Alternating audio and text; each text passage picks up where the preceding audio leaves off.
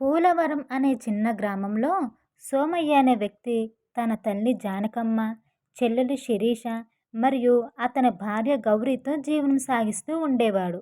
సోమయ్య తండ్రి ఇటీవల చనిపోవడంతో కుటుంబ భారం అంతా అతని మీదే పడింది. అతనికి చిన్న పూరి గుడిసె, 2 ఎకరాల పొలం తప్ప పెద్దగా ఆస్తులంటూ ఏమీ లేవు.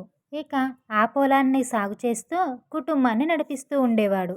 ఒకరోజు సోమయ్య పొలానికి వెళ్తుంటే ఆ ఊరిలో ఉండే ముసలమ్మ, "ఏమిట్రా సోమయ్య, చెల్లికి పెళ్లి చేయవా? ఎన్నాళ్ళుంచుకుంటావు ఇంట్లో ఈడొచ్చిన పిల్లని" అని అంటుంది. "ఈ ఏడు పంట బాగానే పండిందవ్వా, చెల్లికి ఇక సంబంధాలు చూడటం మొదలు పెడతాను" అని అంటాడు సోమయ్య. ఇక తను అనుకున్నట్టుగానే మరుసటి రోజు పురోహితుణ్ణి పిలిపించి, "శాస్త్రి గారు, నా పరిస్థితి మీకు తెలుసు కదా. ఈ ఏడు మా చెల్లికి పెళ్లి చేద్దాం అనుకుంటున్నాను శాస్త్రి గారు. మాకు తగ్గ సంబంధం ఒకటి తీసుకురండి అయ్యా" అని చెప్తాడు. "అదేమిటి సోమయ్య అలా అంటావు?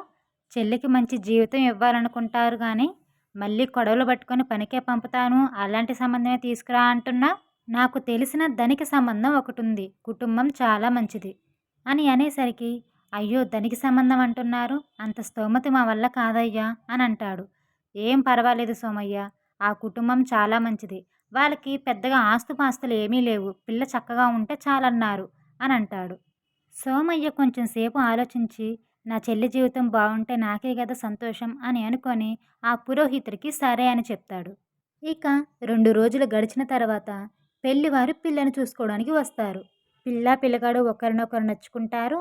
ఇక మర్యాదలన్నీ అయిపోయిన తర్వాత ఆ పెళ్లి కొడుకు తండ్రి సోమయ్య తోటి ఇలా అంటాడు, "చూడు సోమయ్య, మాకెన్నో గొప్ప గొప్ప సంబంధాలు వస్తున్నాయి. కానీ వీడేమో పల్లెటూరు పిల్లనే చేసుకుంటానని పట్టుబట్టాడు. ఒక్కగానొక్క కొడుకు, వీడి మాట కాదనలేక ఎలాగో మీ చెల్లి మా వాడికి నచ్చింది కాబట్టి ఈ పెళ్లి ఖాయం చేసుకుందాం అనుకుంటున్నాం. మీరు మీ చెల్లికి ఏం పెడదాం అనుకుంటున్నారు, ఎంత పెడదాం అనుకుంటున్నారు" అని అడిగాడు. "అయ్యా, మా చెల్లి పెళ్లికని కష్టపడి 50,000 కూడబెట్టాను. అంతేకాక 2-3 తులాల బంగారం కూడా పెట్టుకుంటాను" అని అన్నాడు. అనేసరికి పెళ్ళికొడుకు తండ్రి మొహం మారిపోయింది. "ఏమిటి సోమయ్య నువ్వు, ఏమోలే వాడు ఇష్టపడుతున్నాడు కదా అని మేం దిగి వస్తే 50,000 2 తులాలని అంటావేంటి? రేపొద్దున మా చుట్టాలల్లో మేము తలెత్తుకొని ఉండగలమా నువ్విచ్చే కట్నానికి? 10 తులాల బంగారం, 5 లక్షల డబ్బులు ఇస్తేనే మేము ఈ పెళ్లి కొప్పుకుంటాం. ఇది కూడా మా స్తోమతకి తగ్గట్టు కాదు, కానీ ఏదో నువ్వు పేదవాడివి కదా అని తగ్గించి అడుగుతున్నాను. ఏదైందో ఆలోచించుకొని వారంలోకి చెప్పండి" అని అక్కడి నుంచి వెళ్ళిపోయారు. ఇక ఆ రోజు రాత్రి సోమయ్య చెల్లెలు శిరీష ఇలా అంటుంది, "ఏమిటన్నయ్య నువ్వు, నా ఒక్కదాని పెళ్లి కూడా చేయలేవా? చూడక చూడక సంబంధాలు చూడటం ఇన్ని సంవత్సరాలకి మొదలుపెట్టావు. ఏదో నా జాతకం బాగుండి మంచి సంబంధం వచ్చింది కదా అంటే దాన్ని కూడా చెడగొట్టేలాగా ఉన్నావు. ఒక్క ఆడదాని పెళ్లి కూడా చేయలేవు. నువ్వేమన్నాయివి? ఇంకా వాళ్ళు మంచోళ్ళు కాబట్టి తక్కువ కట్నం అడిగారు, అది కూడా ఇవ్వలేవా నువ్వు" అని ఆ రోజు అన్నం తినడం మానేసింది. ఇక సోమయ్య ఆరు బయట కూర్చొని బాధపడుతుంటే తన భార్య వాళ్ళ అమ్మ వచ్చి ఇలా అంటారు, "ఏమిట్రా దాని మాటలు పట్టించుకొని బాధపడుతూ కూర్చున్నావు? మన భారానికి మించి కట్నం అడిగితే ఇస్తామా ఏంటి? ఏదో మనకు దగ్గ సంబంధం చూడు, అదే చేసుకొని ఊరుకొని ఉంటదిలే" అని అంటుంది వాళ్ళ అమ్మ. "లేదమ్మా, 2 ఎకరాల పొలం అమ్ముదాం అనుకుంటున్నాను. అంతేకాదు వాళ్ళు అడిగినంత కట్నాన్ని ఊళ్ళో అప్పుగా తీసుకొద్దాం అనుకుంటున్నాను" అని అంటాడు. "ఏం మాట్లాడుతున్నావురా నువ్వు? మనకున్నదే 2 ఎకరాల పొలం, అది కూడా దానికే ఇచ్చేస్తే రేపు మనం ఎట్టా బతుకుతాం? కూలి పని చేసో లేదా వేరే వాళ్ళ పొలాన్ని కౌలుకి తీసుకోనో నేను నడిపిస్తాలేమ్మా. చెల్లి సంతోషం కంటే మనకి ఎక్కువేముంది" అని అంటాడు. అప్పుడు గౌరీ ఇలా అంటుంది, "అవునత్తయ్య, చాలా మంచి సంబంధం. ఈ సంబంధం చేస్తే శిరీష జీవితం చాలా బాగుంటుంది" అని ఇద్దరూ కలిసి జానకమ్మని ఒప్పించి ఎలాగోలా ఆ 2 ఎకరాల పొలాన్ని అమ్మేసి ఊర్లో కొంచెం డబ్బు అప్పు తీసుకొచ్చి చెల్లెలు కోరినట్టుగానే ఆ సంబంధమే చేసి పెళ్లి చేస్తాడు. పెళ్ళైన తరువాత శిరీష జీవితం మారిపోతుంది. ఎంతో సంతోషంగా ఉంటుంది ఆ ఇంట్లో. పెళ్ళైన సంవత్సరానికి ఒక బాబు పుడతాడు. ఇక ఈ పిల్ల పుట్టింటికి వెళ్ళడం కానీ లేదా వాళ్ళొస్తే మర్యాదగా చూసుకోవడం కానీ అలాంటివి చేసేది కాదు. "ఇది నా అదృష్టం వల్ల నా జీవితం మారిపోయింది కానీ వాళ్ళేదో కష్టపడి నా పెళ్లి చేయలేదు" అని అనుకుంటూ ఉండేది. ఇటు సోమయ్యకి కూడా పెళ్ళైన 3 సంవత్సరాలకి ఒక చక్కటి పాప పుట్టింది. సోమయ్య జీవితం మాత్రం అలానే ఉండేది. ఇక వేరే వాళ్ళ పొలాన్ని కౌలుకి తీసుకొని కుటుంబాన్ని నడిపేవాడు. అంతేకాని పాపం అన్నయ్య పేదవాడు, నా పెళ్లి చేశాడు, ఏదైనా సాయం చేద్దాం అని అనుకునేది కాదు ఆ చెల్లెలు. ఇలా 20 సంవత్సరాలు గడిచిపోయింది. ఇటు సోమయ్య కూతురు పెళ్ళిడికొచ్చింది. అటు సోమయ్య చెల్లెలు కొడుకు కూడా పెళ్ళిడికి వచ్చాడు. ఒకరోజు జానకమ్మ సోమయ్యతోటి ఇలా అంటుంది. "ఏరా, పిల్లకి ఎలాగో సంబంధాలు చూస్తున్నాం కదా! మన శిరీష కొడుక్కి ఇవ్వకూడదు? మేనత్తరా చక్కగా చూసుకుంటది పిల్లని. బయట వాళ్ళకివ్వడం ఎందుకు?" అని అంటుంది. అనేసరికి సోమయ్య, "ఏమిటమ్మా ఏం మాట్లాడుతున్నావే? వాళ్ళు గొప్పింటి వాళ్ళు. మనం చూస్తేనేమో ఇంకా అలానే ఉన్నాం. మన పిల్లని వాళ్ళెలా చేసుకుంటారే" అని అంటాడు. అప్పుడు గౌరి ఇలా అంటుంది. "అవునండి, ఒకసారి వెళ్ళొద్దాము. మన శిరీషనే కదా వాళ్ళని ఒప్పిస్తుంది. మన అమ్మాయి కూడా చక్కగా ఉంది" అని అంటుంది. ఇక వాళ్ళ మాట కాదనలేక ముగ్గురు కలిసి శిరీష ఇంటికి వెళ్ళారు. వాళ్ళని చూసి ఆ పిల్ల ఇలా అంటుంది. రండమ్మా, ఏంటి ఇన్ని సంవత్సరాలకి ఇప్పుడు ఊడిపడ్డారు? ఏంటి అందరూ కట్టగట్టుకొనొచ్చారు? ఏంటన్నా, నీ కూతురు పెళ్లి చేయడానికి ఏమైనా డబ్బు సహాయం కావాలా?" అని అంటుంది పొగరుగా. అప్పుడు జానకమ్మ, "ఏంటే నువ్వు అన్నా వదినా అనే గౌరవం కూడా లేకుండా మాట్లాడుతున్నావు? నీ పెళ్లి చేసింది వాడే.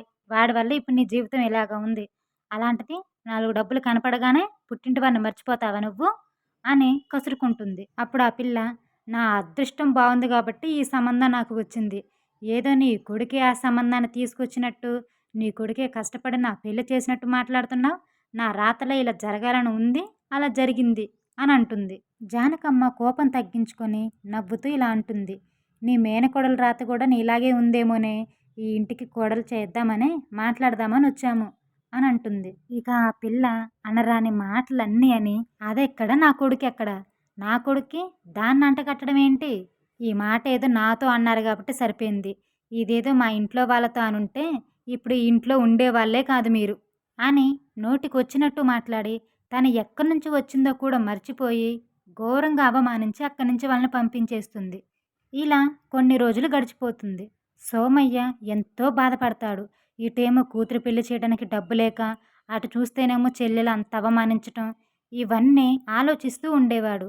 ఈ సోమయ్య ప్రతిరోజు పని కోసమని పట్నం వెళ్ళి వస్తూ ఉండేవాడు.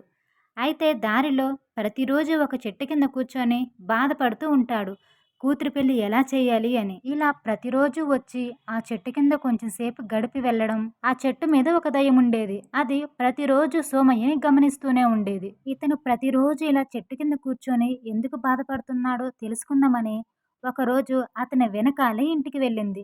అక్కడ ఇంటి పరిస్థితి, తన కూతురు పెళ్లి కోసమే తినింత బాధపడుతున్నాడు అని తెలుసుకొని మరుసటి రోజు సోమయ్య మధ్యాహ్నం వేళ చెట్టు కింద కూర్చుండడం చూసి ఒక డబ్బు మూటని అక్కడ పడేస్తుంది. సోమయ్య ఆ డబ్బు మూటను చూసి, "అయ్యో! ఎవరిదో ఈ సొమ్ము, ఇక్కడ మర్చిపోయి ఉంటారు. తొందరగా వెళ్ళి గ్రామాధికారికి ఇవ్వాలి. ఎవరిదో తెలుసుకొని వాళ్ళకిచ్చేస్తాడు" అని అనుకుంటూ ఉంటాడు. ఆ దయ్యం లోపల సంతోషించి సోమయ్యతో ఇలా మాట్లాడుతుంది. "చూడు సోమయ్య, ఆ డబ్బు ఎవరిదో కాదు. నేనే నీ కూతురి పెళ్లి కోసమని అక్కడ వేశాను" అని అంటుంది. సోమయ్య భయపడుతూ అటు ఇటు చూస్తాడు. "నువ్వేం భయపడకు, నీ పైన చూడు" అని అంటుంది ఆ దయ్యం. సోమయ్య పైకి చూసేసరికి దయ్యం కనిపిస్తుంది. ఇంకేముంది, సోమయ్య వణికిపోతూ, "నువ్వెవరు?" అని అంటాడు. "నువ్వేం భయపడకు, నిన్నేమీ చేయను. నేను కూడా ఒక పేద ఇంట్లో పుట్టిన అమ్మాయిని. మా అమ్మ మా నాన్న నా పెళ్లి చేయడానికి ఎంతో ఇబ్బంది పడుతుంటే వాళ్ళ కష్టం చూడలేక నేను ఇలా ఆత్మహత్య చేసుకొని చనిపోయాను. నేను ఆత్మహత్య చేసుకోవడం వల్ల నా ఆత్మకి శాంతి లేదు. ఎవరైనా నిస్వార్థంగా ఉన్న వాళ్ళకి సహాయం చేస్తేనే నా ఆత్మకి విముక్తి కలుగుతుంది. నా అదృష్టం బావుండి నాకు నువ్వు కనిపించావు. దయచేసి నా కోసం ఈ డబ్బు తీసుకొని నీ కూతురి పెళ్లి చెయ్యి" అని అంటుంది. రామయ్య ఎంతో సంతోషించి, "నా కూతురి పెళ్ళికి నువ్వు కూడా తప్పకుండా రావాలి" అని ఆ ఆత్మకి చెప్పి అక్కడి నుంచి వెళ్ళి తన భార్యకి, తల్లికి ఆ డబ్బును చూపిస్తాడు. ఇక ఇంటిల్లపాది జరిగిందంతా తెలుసుకొని ఎంతో సంతోషిస్తారు. ఇక ఘనంగా కూతురు పెళ్లి చేస్తాడు సోమయ్య. చక్కగా ఆ ఆత్మకి కూడా విముక్తి లభించి అక్కడి నుంచి వెళ్ళిపోతుంది. ఇక ఈ జరిగిందంతా తెలుసుకొని తన చెల్లి ఇంటికి వస్తే జానకమ్మ తనని ఇంట్లో కూడా అడుగు పెట్టనివ్వలేదు. "నీలాంటి కూతురు ఉన్నా ఒకటే, లేకుండా ఒకటే.